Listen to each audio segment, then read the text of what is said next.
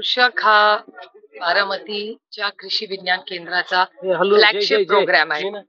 लाखो लोक शेतकरी आणि शेती मध्ये होणारे बदल आणि त्याच्यावर होणारे अनेक प्रयोग आणि तंत्रज्ञान आणि शेतीची सांगड घालण्याचं सगळ्यात देशातलं उत्तम एक्झिबिशन म्हणजे कृषक आहे.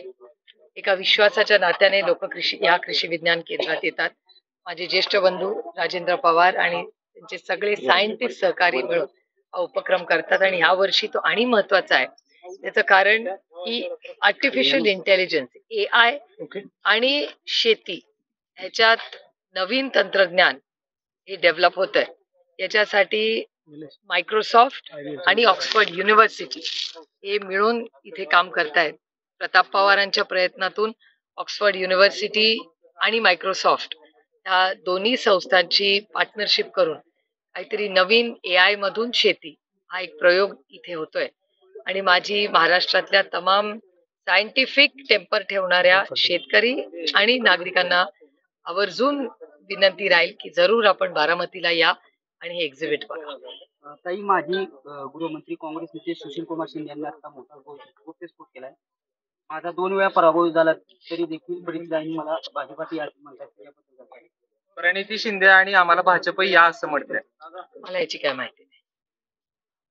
जितेंद्र आव्हाडांनी काल एक असं स्टेटमेंट केलंय की न्यायपालिका ही निपक्षपाती राहिली नाहीये. एका त्यांच्या जजमेंट मधून असा एक वास येतो जातीयतेचा. डॉक्टर बाबासाहेब आंबेडकरांनी देखील याला आरक्षण द्यायला पाहिजे तो न्यायपालिकेमध्ये. या वक्तव्याकडे कसं बघतात? मला माहिती नाही मी कुठल्या कॉन्टेक्स्ट मध्ये त्यांनी भाषण केलंय मी ऐकलेलं नाही किंवा आजच्या वर्तमानपत्रात सकाळी बारामतीत ते आलेलं नाही. त्याच्यामुळे ते पूर्ण वाचल्याशिवाय काय कॉन्टेक्स्ट मध्ये होतं त्याच्यावर बोलणं मला वाटतं योग्य ठरणार नाही. 20 तारखेला ताई जरांगे पाटील मुंबईकडे कूच करतायत. चर्चे पे चर्चा, परंतु अजून काही फलित हाती येत नाही. काय होईल असं वाटतं? मला असं वाटतं या देशामध्ये लोकशाही आहे. त्याच्यामुळे आंदोलन करण्याचा अधिकार भारतरत्न डॉक्टर बाबासाहेब आंबेडकरांनी आपल्याला सगळ्यांनाच दिलेला आहे. ही दडपशाही नाही, ही लोकशाही आहे. त्यामुळे लोकशाही पद्धतीने जरांगे पाटील मुंबईला येत आहेत. मला असं वाटतं त्यांची जी भूमिका आहे, त्यांच्या ज्या वेदना आहेत ते त्या मुंबईला मांडू इच्छितात. त्याच्यात गैर काय? ताई, मगाशी एक व्हिडिओ व्हायरल होतोय मगापासून की एक अजित पवार चौथ्या मागच्या सीटवर कसं बसताना एक व्हिडिओ तुम्ही देखील तो पाहिला असेल. काय वाटतं ते बघून?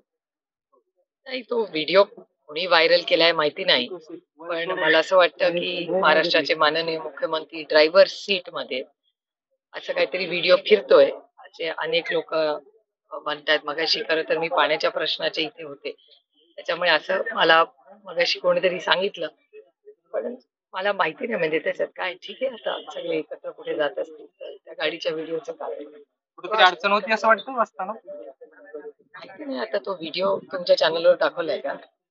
नाही, सोशल मीडियावर फिरतोय. उपमुख्यमंत्री अजितदादा पवार म्हणतात की भाजपात 75 नंतर रिटायर होतात, मात्र शरद पवारांनी विश्रांती घ्यावी. मात्र दुसरीकडे सुशील कुमार शिंदेचा दावा आहे की 82 वय असले तरी मला भाजप ऑफर देतात. भारतीय जनता पक्षात मला तरी माहिती नाही असा काही रूल आहे. भारतीय जनता पक्षात माननीय अडवाणीजी हे शेवटचं इलेक्शन जेव्हा लढले ना तेव्हा ते 86 होते.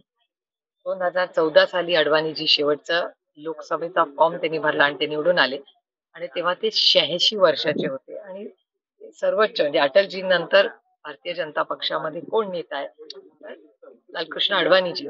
तर मला असं वाटतं प्रत्येक पक्षाला त्यांचं संविधान लिहायचा किंवा त्यांचे काय निर्णय घ्यायचा प्रत्येकाला अधिकार आहे. त्यामुळे प्रत्येकाने आपापल्या पक्षात काय वय करावं त्याचा वैयक्तिक प्रश्न आहे. राष्ट्रवादीच्या अपात्रते संदर्भात सुनावणी पूर्ण झालेली आहे, निकाल येणं बाकी आहे. काय होईल वाटतं? इलेक्शन कमिशन इलेक्शन कमिशनचा निकाल येणं बाकी आहे. लवकरच ते निकाल देणार म्हटले होते. पुन्हा चेंडू अध्यक्षांच्या कोर्टात येईल असं वाटतं? नाही, अध्यक्षांचा काय संबंध? इलेक्शन कमिशन वेगळा, अध्यक्षांचा रिझल्ट वेगळा आणि सुप्रीम कोर्ट वेगळा. 3 ठिकाणी आम्हाला नोटीस झाले आहेत. पहिली आली इलेक्शन कमिशन मधून, दुसरी डिस्क्वालिफिकेशन केस झाली आणि तिसरी कोर्टात सुप्रीम कोर्टात झाली. 3 वेगळ्या गोष्टी आहेत ह्या. त्याचा फार काही एकमेकाशी संबंध आत्ता लावणं मला वाटतं रिझल्ट यायच्या आधी संयुक्तिक राहणार आहे.